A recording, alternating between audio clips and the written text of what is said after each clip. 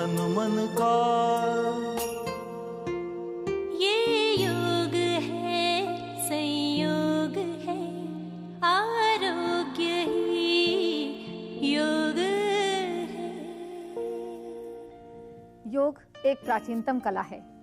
आज से 2500 साल पहले महर्षि पतंजलि ने योग सूत्रों की रचना की, जिसमें उन्होंने मनुष्य की शारीरिक और मानसिक बीमारियों से बचने के उपाय लिख छोड़े। आरोग्य योग, इस कार्यक्रम में मैं आप सभी दर्शकों का हार्दिक स्वागत करती हूं, खासतौर पर हमारे बीच उपस्थित स्टूडियो में दर्शक मधु जी और दिव्या का। इस कार्यक्रम के जरिए हम आपको हर सप्ताह अलग अलग आसनों के द्वारा अलग अलग बीमारियों पर काबू पाने के उपाय बताते हैं। महर्षि पतंजलि ने अपने योग सूत्र में 9 प्रकार के दोष बताए हैं, जिनमें से आलस और लापरवाही ऐसे दोष हैं कि अगर आपने इस्तेमाल किए तो शारीरिक और मानसिक बीमारियां होना बहुत ही तय है। इस कार्यक्रम से पहले हमने एक रिसर्च टीम के द्वारा सर्वे कराया, जिसमें जानने की कोशिश की गई कि कौन कौन सी ऐसी बीमारियां हैं जिससे आज आम आदमी परेशान है। तो चलिए सबसे पहले देखते हैं एक सर्वे। कंधा बहुत दुखता है, मेरा कंधा बहुत दुखता है। फ्रोजन शोल्डर के कारण हाथ भी पीछे नहीं जाता मेरा। I'm a part-time teacher and I've been suffering from neck and shoulder problems for many years. मेरा नाम अमर शौकर है, शिवाजी नगर जेट हाउस में काम करता हूँ। मेरा शोल्डर जो है, राइट साइड का शोल्डर, जब कोई भी चीज़ थ्रो करता हूँ तो बहुत पेन होता है। उसके बारे में कुछ इलाज बताइए। मेरा नाम ब्रिजलाल है और यहाँ मैं टेलीफोन ऑपरेटर का काम करता हूँ और मेरा ज़्यादा देर तक फ़ोन सुनने से जो है ना कंधे जकड़ गए हैं मेरे काफ़ी। इस वजह से कंधे जो है ना काफ़ी दर्द रहता है। मैं एक न्यूज़ कैमरामैन हूँ और मेरे बहुत लंबे वर्किंग आवर्स हैं जिसमें मुझे बहुत ज़्यादा वेट भी उठाना पड़ता है। And of late I can't even lift anything with my right hand at least. I think I have a frozen shoulder.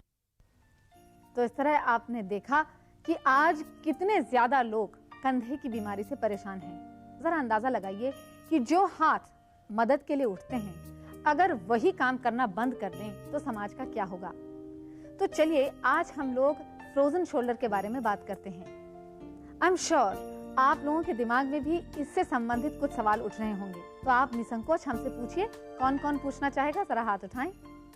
Madam, frozen shoulder क्या है और योग प्रैक्टिस द्वारा इसे कैसे ठीक किया जा सकता है? बहुत ही सीधा सवाल है, लेकिन सच्चा सवाल है कि फ्रोजन शोल्डर है क्या भला। क्यों ना हम इस सवाल का जवाब श्री बीके साइंगर से सीधे ही पूछ लें। Well, the fibers when they become hard, they are known as fibrositis. So that's known as frozen shoulder. So we have to break. It requires willpower on the patient to work. Without the willpower, no chance. So we have to create that willpower, and they should learn. There are 2 types of pains. A pain, now frozen shoulder, the pain, and when some thorn has gone into your foot, you use another needle to remove that thorn, is it not? So we have to use different type of pains to break this whole pain. So that's why both are painful, but one is a healthy pain later, one is an unhealthy pain. So we have to introduce healthy pain to break the unhealthy pain. That's why I said willpower is needed. In some cases, a minimum for 6 months is needed to find easy movement to some degree, not full degree, because they will not leave very soon. You cannot release the hardness so soon. So 6 months practice gives them some possible movement which they never did before. So some movement means confidence. That means they have to work more to get rid of it. As they go on extending, expanding, the freedom will come more. तो आपने देखा कि frozen shoulder की शुरुआत की कई वजह हो सकती हैं, पर साधारण तौर पर यह देखा गया है कि यदि आप कंधे का इस्तेमाल न करें या गलत तरीके से करें तो उसमें फाइब्रोसाइटिस हो जाती है, जिससे आपके कंधे जुड़ से जाते हैं और इसे ही फ्रोजन शोल्डर कहते हैं। रहा सवाल योगाभ्यास से इसका इलाज, तो बिल्कुल संभव है, मगर थोड़ा कष्टदायी है। बहुत कुछ निर्भर करता है कि सीखने वाले की विल पावर यानी आंतरिक शक्ति कैसी है। कंधे में मूवमेंट लाने के लिए कुछ महीनों का समय लग सकता है। डिपेंड करता है कि आप कितना ज़्यादा प्रयास करते हैं और आप में सहने की कितनी क्षमता है, क्योंकि ये कुछ ऐसी ही बात है, गुरुजी ने बड़े अच्छे ढंग से कहा, जैसे कांटे से कांटा निकालना। ये सब बात सुन लेने के बाद आई एम श्योर आपके दिमाग में कुछ और सवाल उठ रहे होंगे, तो आप हमसे कुछ और सवाल करना चाहें तो निसंकोच पूछिए। फ्रोजन शोल्डर कैसे होता है और एलोपैथी में इसका क्या इलाज है? बहुत ही सीधा सवाल कि फ्रोजन शोल्डर कैसे होता है, एलोपैथी में इसका क्या इलाज है। तो चलिए हम सीधे ये सवाल डॉक्टर कृष्णा रामन से करते हैं, जो न केवल डॉक्टर हैं बल्कि योगाभ्यासी भी हैं। मिलते हैं डॉक्टर कृष्णा रामन से। In a case of a frozen shoulder or periarthritis, as you medically term it, the joint becomes dry and gets stuck up inside, and the patient will be unable to even lift the shoulder. The causes are multifactorial. It could be due to diabetes, it could be due to bad posture, it could be due to an old trauma to the joint, it could be due to a fracture in the joint which later causes secondary osteoarthritis and a frozen shoulder and so on. Now medically, putting the patient on analgesics and maybe a wax therapy or some such thing would reduce the pain, but unless the patient exercises, the mobility of the joint is never restored. In my experience as a clinician, yoga exercises are the most ideal to tackle a frozen shoulder. For one simple reason is that the geometry is precise and the movements are gentle, and there are no dynamic movements, there are only static movements. Now if you look at this particular slide, it shows here the shoulders that are being stretched backwards to grip the grills on the window bar. However, a patient with a frozen shoulder would not be advised this particular movement in the beginning, but ultimately when they come to this level of flexibility, the pain totally stops and mobility is totally restored. There are of course other simpler movements when they interlock the hands, start stretching up and elevating it. A gradual practice of yoga poses is very important, and one should never force the joint. Use of analgesics may be necessary for the patient because the pain may be severe at times, but definitely over a span of 2 or 3 months, even the most severe case of a frozen shoulder can be restored to total normalcy. तो इस प्रकार आपने ये देखा कि कैसे frozen shoulder medical science के द्वारा ठीक किया जाता है। होने की कई वजह हो सकती हैं, जैसे कि डॉक्टर रामन ने कहा, डायबिटीज हो सकती है, कोई पुरानी इंजरी हो सकती है, या कंधे के द्वारा गलत तरीके से काम करना, यानी कंधे का गलत इस्तेमाल करना भी एक वजह हो सकती है।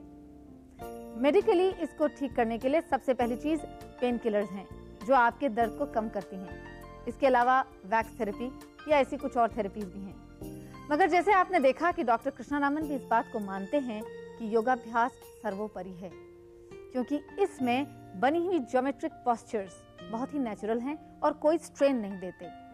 इसलिए इस आसन की प्रैक्टिस के समय, यानी जो भी हम आसन करते हैं, उससे कोई इंजरी नहीं होती। तो चलिए अब हम आपको सिखाते हैं कुछ बहुत सिंपल से सीधे साधारण आसन, जो आप अपने घर पे या कहीं आप ट्रेवल भी कर रहे हैं तो आसानी से कर सकते हैं, और इसके द्वारा आप अपनी बीमारी पर काफी हद तक काबू पा सकते हैं।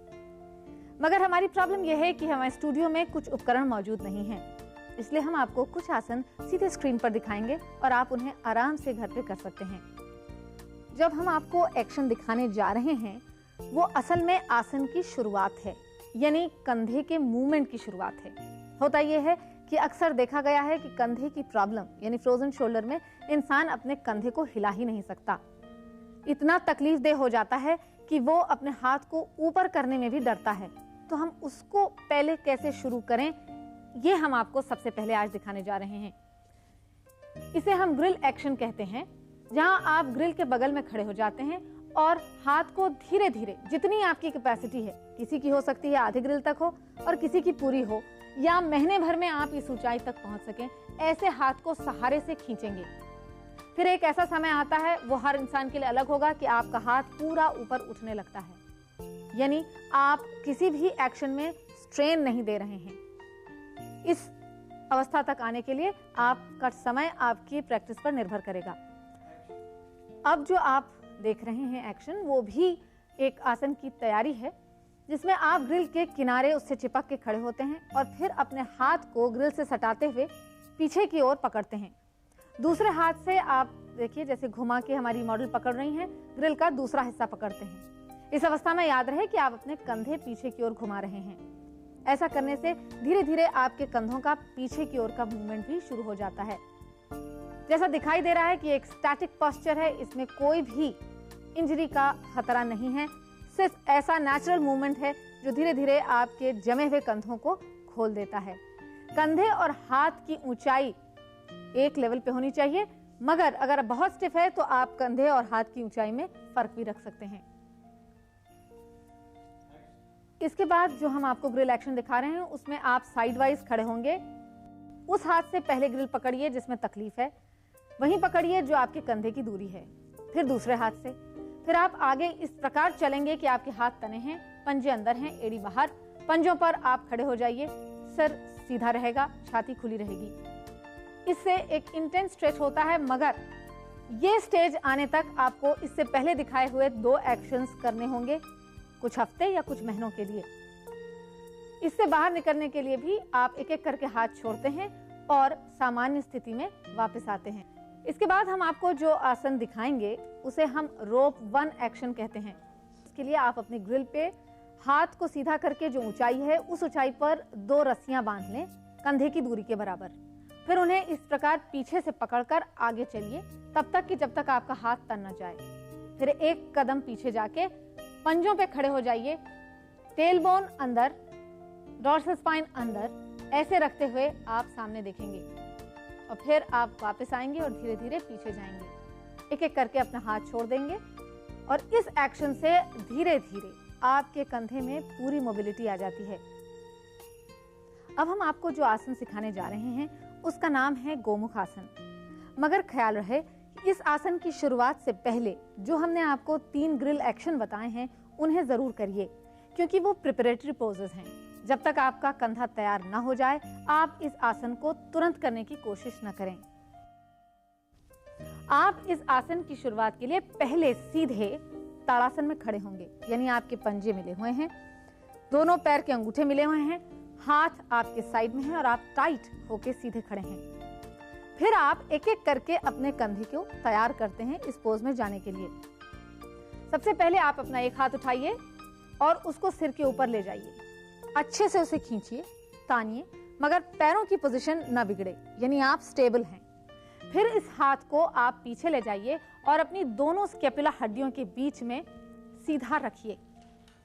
जब आपने अपने हाथ को ऐसे रख लिया तो काफी संभव है कि जिनको हाथ में तकलीफ है उनके कंधे इस प्रकार से हों कि वो आगे की ओर बंद हों। जैसे मधु अपने कोहनी को आगे ले जाइए, जी हाँ, बस इतनी ही मूवमेंट हो। तो ऐसी स्थिति में आपको पहले कंधे के अंदर का हिस्सा जिसे हम आर्मपिट कहते हैं उसे खोलना पड़ता है। उसके लिए आप अपना दूसरा हाथ ऊपर उठाइए और बाएं हाथ की कोहनी जो आपने ऊपर रखी है उसको पकड़ के ऊपर की ओर खींचिए और पीछे की ओर ले जाइए। तो ये पहले प्रिपरेशन है कंधे की, यानी आर्मपिट की खोलने की, बाहां जिसे कहते हैं, बाजू का हिस्सा, उसको खोलने की। ऐसी स्ट्रेचिंग आप 1, 2 या 3 बार कुछ सेकंड के लिए कीजिए। जब धीरे धीरे उस कंधे में मोबिलिटी आ जाए फिर उस बाह को छोड़िए, दोनों हाथ नीचे लाइए और अब फिर बाएं हाथ को ही आप पीछे ले जा रहे हैं और अब की पंजा, हाथ की हथेली जिसे कहते हैं, वो हमारी तरफ है, पीछे की ओर खुला हुआ है। यह हाथ दोनों स्कैपुला हड्डियों के बीच में होना चाहिए। इसको भी मोबिलिटी लाने के लिए, इस एक्शन के लिए भी आप अपने दूसरे हाथ का प्रयोग करेंगे और कोहनी पकड़ने की कोशिश करेंगे।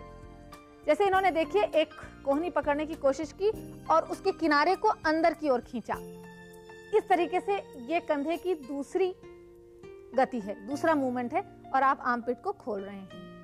ये भी काम 2-3 बार कुछ सेकंड के लिए आप करेंगे और फिर धीरे से हाथ छोड़ देंगे।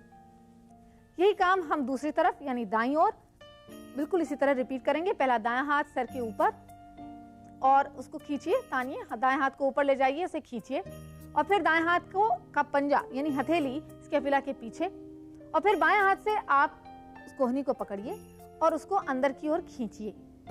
जब आप ऐसे खींचते हैं तो आर्मपिट खुलता है। फिर हाथ को आप धीरे से छोड़ देंगे और दोनों हाथ नीचे करिए और उसके बाद दाएं हाथ को आप स्कैपुला के पास नीचे से ऊपर ले जाएंगे। जैसे इन्होंने देखिए सहारा लेके अपने हाथ को फिट किया, ये बहुत अच्छा तरीका है क्योंकि अक्सर ये होता है कि एक कंधा टाइट है, एक ढीला है और फिर बाएं हाथ से आप इस कोहनी को भी पकड़ने का प्रयास करेंगे और उसे अंदर की ओर खींचेंगे। ये भी प्रयास कुछ सेकंड का होगा ताकि धीरे धीरे आपके कंधे में मूवमेंट आए। हाथ अब फिर ढीला छोड़ दीजिए और अब मैं आप मधु से ये गुजारिश करूंगी कि एक बार फाइनल पोज करके दिखाएं कि फाइनल पोज में आपको क्या करना है। उसके लिए आप पहले हाथ नीचे से ले जाएंगे, कोई भी हाथ नीचे से ले जाएं, ऐसा नहीं, जिस हाथ में तकलीफ है पहले उस पर काम कीजिए। जब ये हाथ आपका दोनों स्कैपुला के बीच में आ गया और हथेली मेरी तरफ मुंह कर रही है, तो अब दूसरा हाथ सिर के ऊपर ले जाइए, उसको तानिए और अब आपका क्योंकि आर्मपिट खुल चुका है, कंधे ढीले हो चुके हैं, तो आप बड़ी आसानी से उस हाथ से नीचे के हाथ को पकड़ सकते हैं। दोनों हाथ की उंगलियां एक दूसरे को लॉक करती हैं। जब आप इस अवस्था में आ जाते हैं तो भी ख्याल रहे कि आप दोनों कोहनियों को पीछे की ओर ले जा रहे हैं। ये ना हो कि आपकी कोहनी आगे की ओर आए। जैसे मधु, एक बार अपनी बाईं कोहनी को आगे ले जाइए और आगे ले जाइए। ये वो अवस्था है कि जब आपका कंधा स्टिफ है, मगर अगर उसमें मूवमेंट आ रहा है तो उसको पीछे जितना आप ले जा सकते हैं बड़े ध्यान पूर्वक मन से पीछे ले जाइए। यही चीज आप दूसरी ओर भी करेंगे। ये अवस्था फिर से सीधे ताड़ासन की अवस्था है। सीना आपका उठा रहेगा और आप बिल्कुल नॉर्मल अवस्था में खड़े होते हैं। इसके बाद मैं आपको गोमुख आसन करने की एक ऐसी विधि बता रही हूँ जिसमें कि आप अगर खुद से न कर सकें तो कैसे किसी दूसरी चीज की मदद से आप गोमुख आसन कर सकते हैं। दिव्या, एक बेल्ट लाइए। आप अपने घर में बेल्ट का इस्तेमाल कर सकते हैं या फिर किसी धोती की किनारी का या फिर किसी ऐसे दुपट्टे का जो आप इस्तेमाल नहीं करते हो। आप फिर से पहले तो प्रिपेयर करेंगे, लेकिन उसके बाद जैसे ही आप अपना एक हाथ नीचे से ऊपर ले आते हैं, मधु जी बायां हाथ नीचे से ऊपर लाइए, तो दाएं हाथ में आप ये बेल्ट पकड़ लेते हैं। बेल्ट को ऊपर वाले हाथ में ले जाइए और ऊपर से नीचे छोड़िए। इस प्रकार से जो लोग दोनों हाथ नहीं पकड़ सकते हैं वो शुरुआत बेल्ट के सहारे से कर सकते हैं। धीरे धीरे बेल्ट पर हाथ आगे की ओर चलाइए और ये अभ्यास पे निर्भर करता है कि आप पहले दिन 1 सेंटीमीटर बढ़ते हैं, दूसरे दिन 2 सेंटीमीटर बढ़ते हैं और हो सकता है 1 महीने के अंदर आप दोनों हाथों की उंगलियों को एक दूसरे के साथ पकड़ सकें। तो ये एक तरीका है घर में अभ्यास करने का। अब जो हम आपको दूसरा आसन दिखाने जा रहे हैं उसका नाम है पश्चिम नमस्कार आसन, यानी पीठ पे नमस्कार करना। इसके लिए भी आप शुरुआत तो करेंगे ताड़ासन की स्थिति में, जहां आप एकदम सीधे खड़े होते हैं। फिर दोनों हाथों को पीछे ले जाएंगे और नीचे उल्टा नमस्कार जिसे कहते हैं वो करेंगे। फिर अपने दोनों घुटने मोड़ेंगे और हाथ को नीचे से सरकाते हुए ऊपर की ओर लाएंगे। आपका प्रयास ये रहना चाहिए कि आपके हाथ दोनों स्कैपुला हड्डी के बीच में आएं और दोनों हथेलियां जुड़ी रहें। अब आप सीधे हो जाइए। एक बार हाथ जब आपकी स्कैपुला हड्डी के बीच में आ गया तो आप सीधे हो जाएंगे। अब जो आखिरी आपका प्रयास रहेगा वो ये कि आप अपने कंधों को पीछे रोल बैक कीजिए, यानी आपकी दोनों कोहनियां भी पीछे की ओर जाएंगी और हथेली पर एक सामान्य सा दबाव बना रहेगा। आप सीधे देखेंगे। ये भी आप कुछ सेकंड से शुरू करिए और धीरे धीरे आप 1 मिनट 1.5 मिनट तक पहुंच सकते हैं। इससे निकलने का भी एक तरीका है। आप फिर से पैर मोड़ेंगे, हाथ को फिर से नीचे ले जाएंगे और उल्टा करके अपने इस नमस्कार को खोलेंगे और फिर सीधे खड़े हो जाएंगे। ये आसन बहुत ही सिंपल, सीधा और आसान है जो घर पे भी किया जा सकता है। अब हम आपको जो आसन दिखाने जा रहे हैं उसका नाम है शवासन। इस आसन की शुरुआत पहले दंडासन में बैठ के होती है। आप सीधे फर्श पर बैठते हैं, आपके दोनों हाथ हिप जॉइंट के पास होते हैं, टांगे एकदम टाइट और पैर की उंगलियां छत की तरफ। सांस लेते हुए आप अपनी रीढ़ की हड्डी को ऊपर उठाइए और सीना तना रखिए। आधी चीजें तो आप यहीं कंट्रोल कर लेते हैं क्योंकि आप जैसे ही सीना तानते हैं आपके कंधे पीछे जाते हैं। फिर एक एक कोहनी मोड़ के आप एक ब्लैंकेट के ऊपर लेटिए। अब आप देखिए कि ये ब्लैंकेट के ऊपर जब लेट रही हैं तो इनके कंधे भी ब्लैंकेट पे हैं, गर्दन भी और सिर भी। ये अवस्था ठीक नहीं है। इससे अगर आप देखिए तो हाथ लगाइए दिव्या, कंधे जो हैं फर्श से ऊपर की ओर उठ गए हैं और आगे आ रहे हैं, तो ये तो इनकी बीमारी है ही। इससे अब मैं आपसे ये रिक्वेस्ट करूंगी मधु कि थोड़ा सा सर उठाइए और दिव्या ब्लैंकेट को पीछे खींचिए और थोड़ा सा सर उठाइए, जी हाँ, और ब्लैंकेट पीछे खींचिए। ये ब्लैंकेट सिर्फ आपकी गर्दन को रेस्ट देने के लिए है। आपके कंधे एकदम जमीन पे ही रहेंगे। अगर आपके कंधे आगे की ओर आ रहे हैं, जरा कंधे आगे की ओर मोड़िए, जी हाँ, जो कि अक्सर करके पेशेंट्स के साथ होता है। तो आप जैसे एडजस्ट करेंगे उसका एक्शन दिव्या आपको करके दिखा रही हैं कि कंधे के पीछे का जो हिस्सा है वो घुमाइए ताकि वो जमीन को टच करे। कुल कहने का मतलब यह है कि आप कंधे का मूवमेंट नेचुरल वे में करेंगे। इस एहसास के साथ करेंगे कि जब आप शवासन में लेट रहे हैं तो भी आपके पीछे के कंधे जमीन को टच करें। लेटना सिर्फ इसलिए कि आप सो रहे हैं ये एक अलग बात है, लेकिन शवासन जो कि एक आसन है वहां आप अपने कंधों का भी ध्यान उतना ही सावधानी से रखेंगे। इस प्रकार से लेटने के बाद आप अपने दोनों पैर ढीले छोड़ दीजिए और आंखें बंद कर लीजिए। ख्याल रहे कि शवासन में हथेली हमेशा छत की ओर रहेगी, इसलिए क्योंकि ऐसा करने से अपने आप कंधे का मूवमेंट नेचुरल वे में हो जाता है। शवासन से उठने का भी एक तरीका है जहां आप पहले अपनी आंख धीरे से खोलेंगे ताकि कोई स्ट्रेन ना हो और फिर एक एक करके हाथ को अपने पेट पर लाएंगे। जब आपने अपना हाथ पेट पर रख लिया फिर पैर मोड़ेंगे बहुत धीमे से और फिर दाईं करवट लेंगे क्योंकि बाईं ओर दिल होता है। जब आप दाईं करवट लेंगे तो ख्याल रहे दायां हाथ दाईं कनपट्टी के नीचे और बायां हाथ फर्श के ऊपर रहे। फिर फर्श को देखते हुए आप अपने पूरे शरीर को बाईं ओर घुमाइए और धीरे से बैठ जाइए। आप सिंपल लूज क्रॉस लेग में बैठ सकते हैं। इस प्रकार आपने देखा कि सीधे साधे साधारण आसनों से आप क्या कुछ नहीं वापस पा सकते हैं। कंधों का वो मूवमेंट जो आपके हाथों के लिए कितना जरूरी है। आई एम श्योर आपके दिमाग में अब कुछ और नए सवाल उठ खड़े हुए होंगे, तो आप निसंकोच हमसे वो सवाल पूछ सकते हैं। कोई प्रश्न करना चाहेगा?